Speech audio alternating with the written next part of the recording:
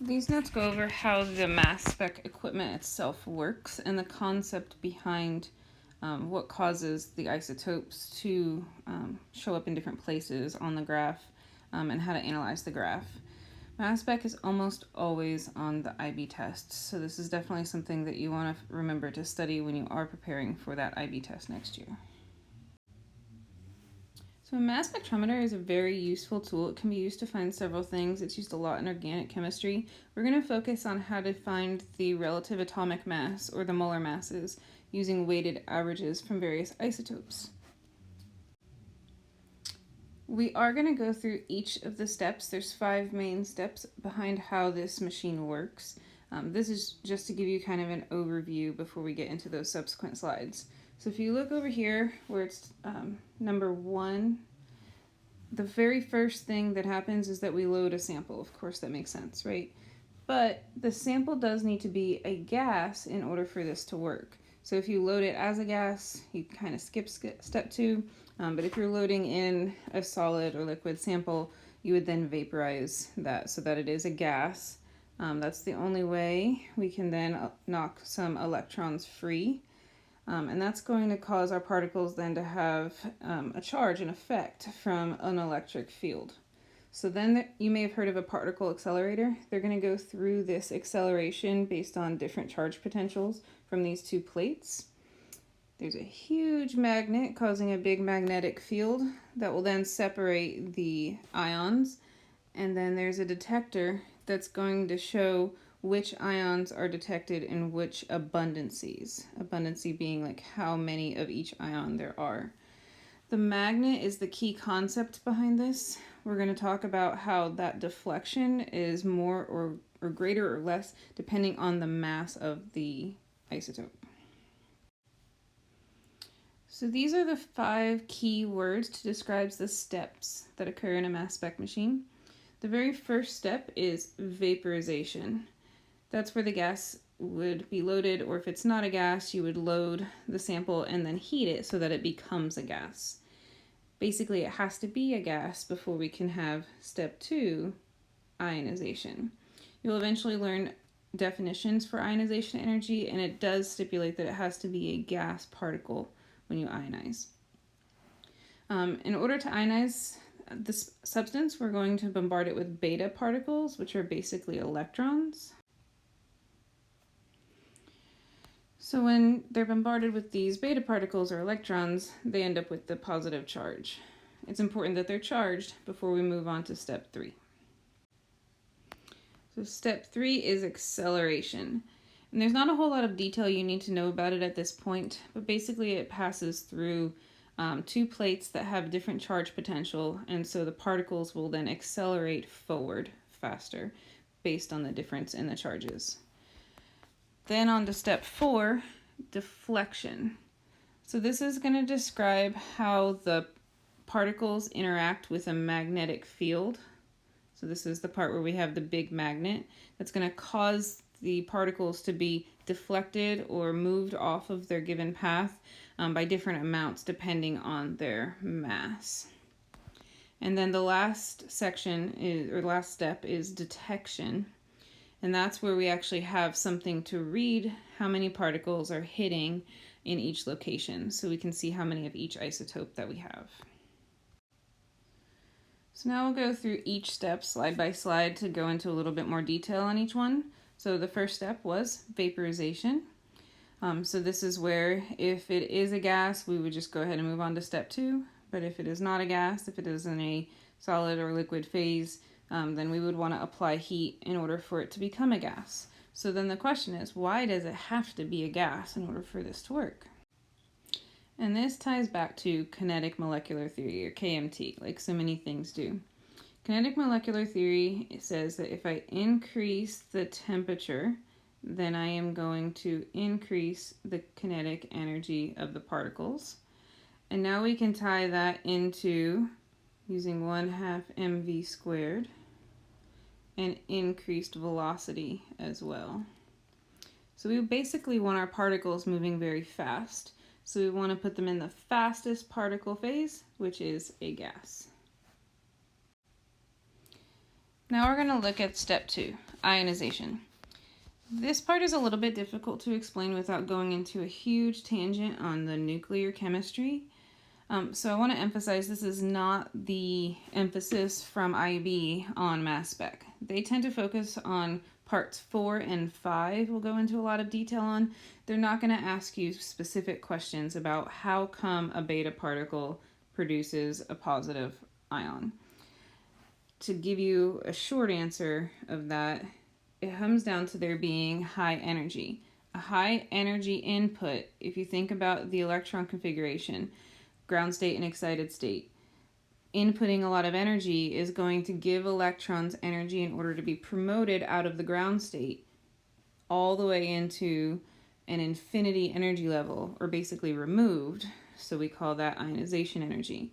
So basically we're producing enough ionization energy for the particle to become positive. You do have control over how many electrons you want to knock off by changing the amount of energy that you're inputting, but typically you're going to set it so that you're producing a singly charged ion, and that's going to actually be really helpful when we get to part 4. Now we're going to move on to step 3, acceleration. Acceleration is going to happen in between where we've ionized, so we already have a gas coming in, but before we apply the magnetic field. When we hit that magnetic field, we want to be going at a uniform high velocity. So we did talk about how the gas particle is going to produce that high velocity, but is it the same high velocity? And the answer is no, because another part of kinetic molecular theory says that if I increase the mass, or more massive particles, those are going to go slower or have a lower velocity. So even though they're moving fast, they're not uniformly fast. So I need to make them essentially reach, for lack of a better term, a terminal velocity, so that they are moving at the same very fast pace when they reach the magnetic field. We want to make sure that that's not the factor, the amount of kinetic energy going into the magnetic field. So we want to take our ions, which are already positive. Unipositive in this description sounds like a fancy word. It just means it has a single positive charge, like we discussed. And so then we're going to pass them through 2 plates. One plate will have a positive charge, and another plate will have a negative charge. Let me zoom in here. So that since it's a positive particle, it's going to be accelerated away from the positive, because same charges repel, and at the same time it's going to be attracted to the negative particle. So both of these plates are pushing the particles forward very fast. So when they leave this accelerator, this particle accelerator, they should be going at a uniform high velocity. So now on to the more important parts, at least in IB's eyes, steps 4 and step 5. Those are almost always what they ask about on the IB tests. So focusing on step 4, that is deflection. So now I want to go into some detail about how the magnetic field is applied and what effect it has on particles, and then the concept of inertia and how that causes the particles to act differently. So a couple things I want to highlight on the notes to start off. The ions are passed through an external magnetic field, meaning that that magnetic field is not in contact with the particles themselves. So it's the field attraction or repulsion that we're worried about. They also must experience this force perpendicular to their velocity. So of course you know what perpendicular means, hitting at a right angle. So where the tube is going forward, the magnetic field would be going across that. So it's a perpendicular magnet. That's going to cause a change in direction, and that's going to cause them to curve their path. So this is a super important concept, that then the path will be curved. Why is that super important? Because particles shouldn't curve their path. So let's talk about inertia for a minute. Inertia is the concept that a particle in motion will stay in motion unless acted on by an outside field, and a particle at rest would stay at rest unless acted on by an outside field, or force I should say. Well, that force is this external magnetic field. So the important part is that a particle wants to continue to go straight. It wants to move forward. However, this external field, the magnetic field, is interfering with its inertia. So what has more inertia? A heavy particle or a light particle? So in physics, you can actually calculate something called the moment of inertia, which is equal to mass times acceleration. So we have a direct proportion we can get from that we have more inertia if we have more mass. An increase in mass is proportional to an increase in inertia. So what's going to experience more inertia? My heavier particles. What that means is the heavier particles are going to be more likely to go straight. The lighter the particles, the greater the deflection. Lighter particles will be more affected by the magnetic field because they have less inertia. Heavier particles will be less affected by the magnetic field because they have more inertia. That is the key concept behind how Mass Spec works. There is one small detail that I want to point out. It's not going to be a big problem for year 1 IB, but I do want you to have this on your radar. Technically speaking, we plot the mass spec graph not just in relation to mass, but as a mass charge ratio. The reason it's not really a problem for us right now is because we're going to use unipositive ions. So we're going to have a charge of +1. What does taking a mass and dividing it by +1 do? Dividing by 1 doesn't change the number. So essentially we're plotting it against mass. But you can create doubly charged ions, in which case you would cut your mass in half.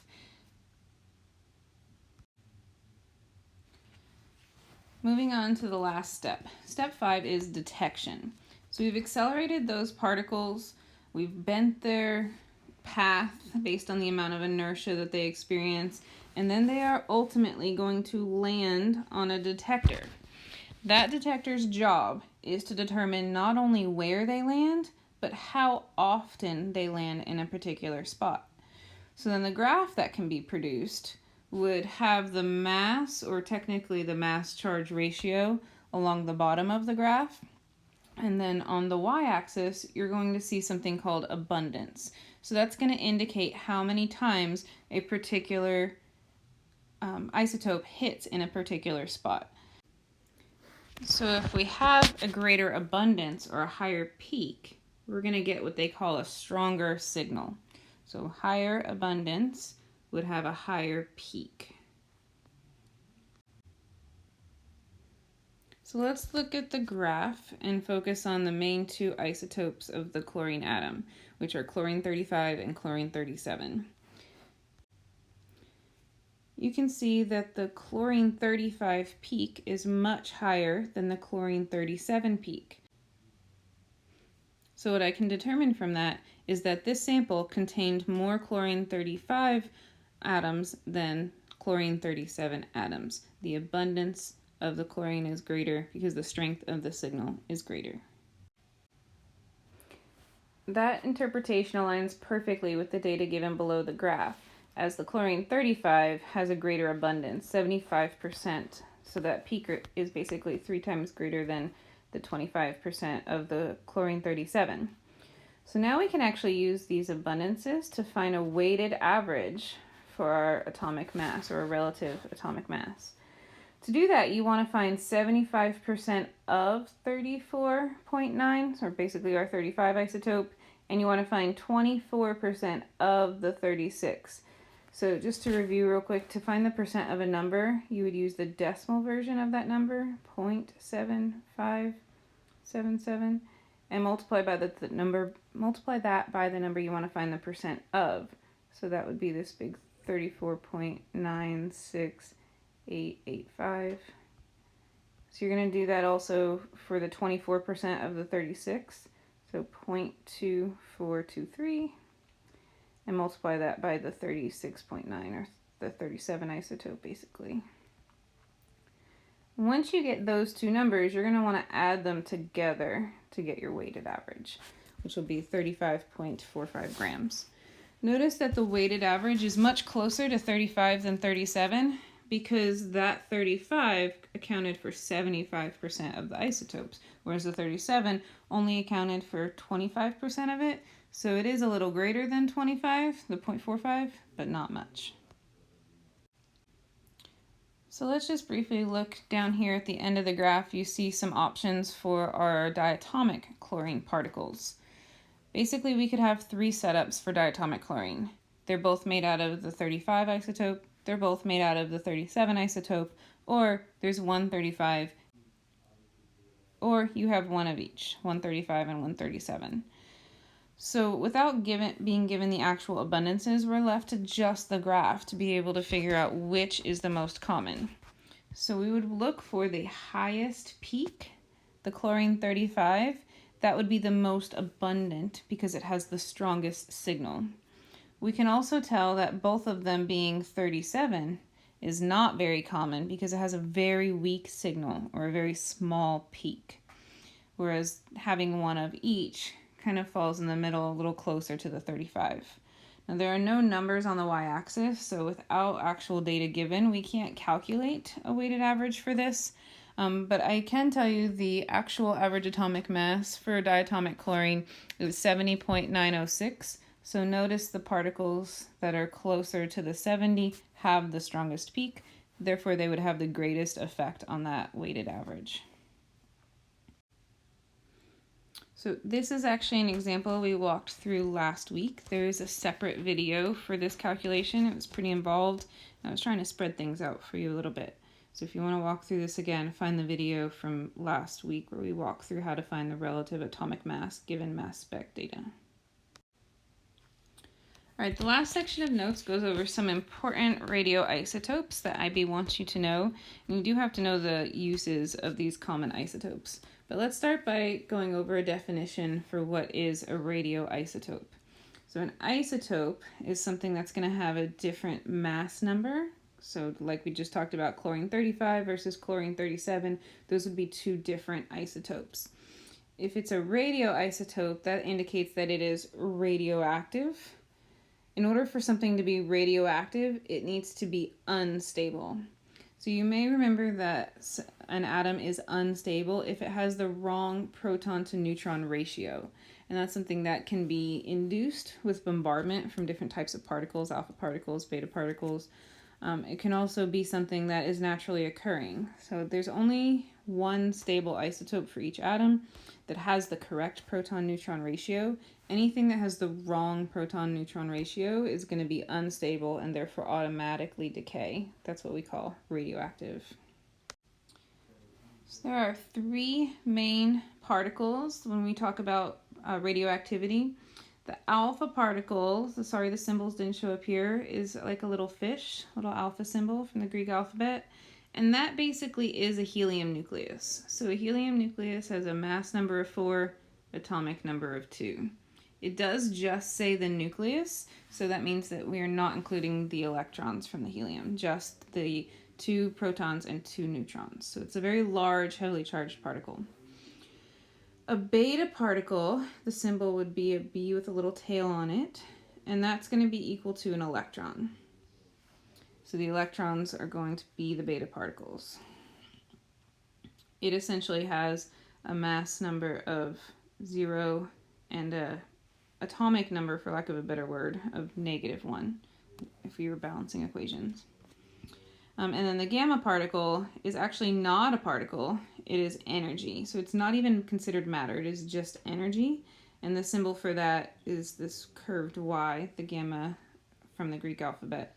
And that has no mass and no effect on the atomic number. Radioisotopes can actually have a lot of really positive benefits. They can be used for good things if they're used carefully. So one example is a power plant. There's actually nuclear power. It's always fission on Earth, fusion in the sun. The nuclear power plants are going to use controlled chain reactions in order to generate a steady stream of energy instead of all at once. They can also be used to sterilize or kill bacteria for things like surgical instruments in hospitals. They can help kill bacteria to help food last longer. And they can also help with detection. We're going to talk a lot about that in the next couple of slides. So you're trying to see if there's any cracks in the concrete or anything like that. You could put a radioisotope in the air and see if you can detect it on the outside, see if something is leaking. So those are some pretty cool, good things, but you always want to treat these radioisotopes with respect, because if you have uncontrolled levels of exposure, of course that can be really bad for the human body, and you start to have the nuclear poisoning types of effects. So one of the most important radioisotopes for you to know is carbon-14. It is used in a process called carbon dating. So the mechanism got a little messy here, sorry for the overlap. Carbon-14 would have the symbol 14,6 carbon. That's going to decompose into a beta particle, which is an electron here, and then the product of that will be a nitrogen isotope, 14,7 nitrogen. So that's the mechanism for decomposure. But the most important part of this is that we actually know the half-life of the substance. So you may recognize this exponential decay curve, that after every half-life you get half of the substance left. So that's about what that looks like for carbon. So we can predict based on how much carbon-14 is left in a sample when we find it, since its decay is so predictable. We can then calculate how long the substance has been in the decay process, as opposed to being just a regular part of the carbon cycle when it was alive. And that's going to tell us how old the sample is. So we can use this for lots of things. It can be really useful to know how old something is. For example, if we're trying to investigate an ancient civilization, having a timestamp is really useful. So when something is alive, it actually maintains a constant ratio of how much carbon-14 to how much carbon-12 is in the body. So it's participating in the carbon cycle while it's alive. But once it is no longer living, it will enter that decay process, and that's where the carbon dating actually comes in. So as something is living, it maintains that constant ratio. But once it dies, the carbon-14 will start to decay. The carbon-12 is not going to decay because it is stable. Only the carbon-14 is unstable. So that carbon-14 is going to start to drop 50% every 5,730 years, because that is the half-life of the carbon-14. So then we can investigate this ratio of the carbon-14 to carbon-12 in order to date things like fossils.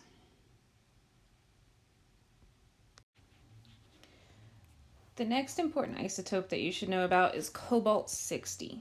So this is an important isotope for treatment of cancer. We're going to talk about two isotopes that have to do with cancer. Cobalt-60 helps treat active cancer. The next one will help detect cancer. So this is about treating the cancer. So when you have radiation therapy to treat cancer, it actually emits high energy radiation and passes it through your cells. So picture this circular object is your brain. The radiation would pass through at different angles. I'm not very good at I'm trying to get the same point over and over. So it would try to pass through, so the cancerous cells were getting hit 1,000,000 times, but your healthy cells were each only getting hit once. And the idea here is that your healthy cells will be able to recover from being only hit once, whereas the cancer cells will not be able to recover from being hit millions of times over and over again at the same short period of time. So it's targeting the cancerous cells, the bad cells, and trying to hit them the most often. So it's radiation therapy using Cobalt-60. The last radioisotope that you should know is iodine-131, and it is used to help detect cancer. So where the cobalt is used to treat it, this is used to detect it.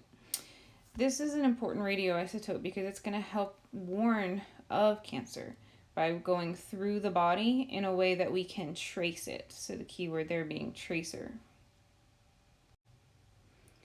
So the way that a tracer like this could work is that you would actually take the radioactive iodine like a pill, Most common form is just as a sodium iodide pill.